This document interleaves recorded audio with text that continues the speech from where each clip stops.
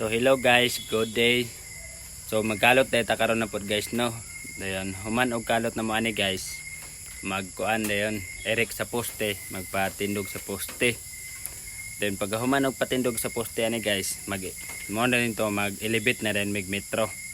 Atong mga karaan nga mga metro among i-elevate ibutang sa babaw sa poste para atong gibuhat na mo atong permerong pag-elevate na mo sa poste guys. Naman yung mga kauban guys.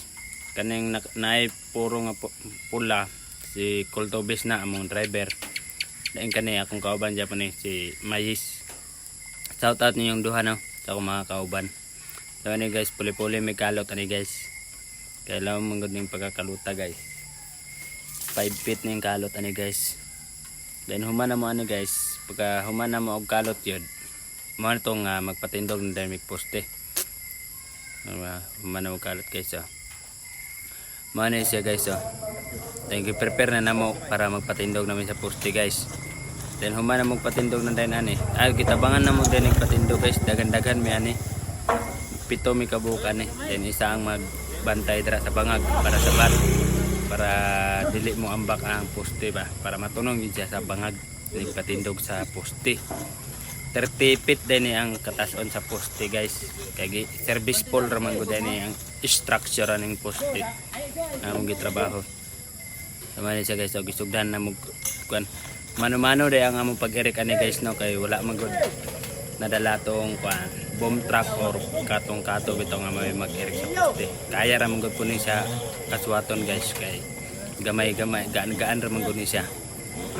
30 feet madaog ba gud siya. Kamu dagan-dagan sab ni ang ka-erek ani guys. Marami yung kaya ra gid. Mana mo kuan ani guys, i-align na lang din ang poste sa ang bangag sa babaw para maisudlan sa materialis. Then human og kuan na guys. Humag-erek man ni saka na din tong duha ka kauban ako guys.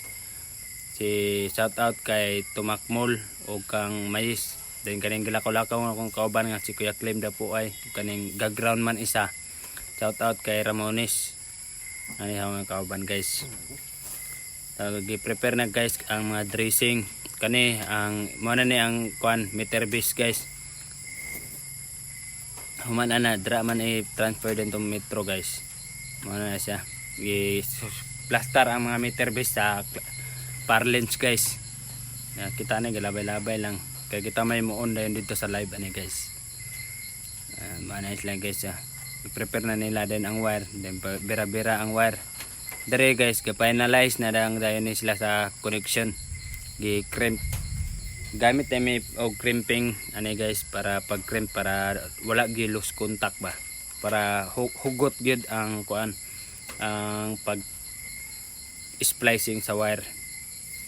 Mo nang gamitan niya og crimping guys. Then ay crimping connector sub. Tumayan siya guys ang metro. Ipampaslak na nila ang mga metro. So, 4 ka metro dahil ni dapita guys no. Tumayan siya guys gitabangan nila paslak ni human nila paslak ani guys mo tong kana gitaod na din ang koral sa live para iwas pud og nay manghilabot guys ba may purpose ana niya. Then dre guys i-crimp na pud dento ang live niya. Humag-crimp sa live manana dayon guys. Nana siya guys. Tara. Then ako ani igo na lang din ko mag-on ani unya guys so. Manang dali ra gid mahuman di ba ang trabaho guys pag magtinabangay. Nanam gina basta kauban tinabangay gid. Basta kauban gani guys, teamwork gid na. Kay arong ang trabaho, maayo ang flow sa trabaho ba. Limpyo dayon. Peaceful ang flow sa trabaho. Nanam gid na work as a team. Mo na ang goal, mo na ang amuang sayings or unsay tawag ba na basta mo na siya guys. Mo na siya ang amuang kuan. Basta mo na siya. Nana na siya guys. Mana siya guys. Manananda yan mag-crimp anang sa live. Mag-crimp na naman nila ang live wire ana guys. Then human lag crimp ana. Manananda yan. So maura dito siya guys no. Daghang kayong salamat sa inyong pagtanaw guys. Then I hope you enjoy watching our video. Then see you on our next vlog guys. See you on our next video guys. Daghang salamat. God bless.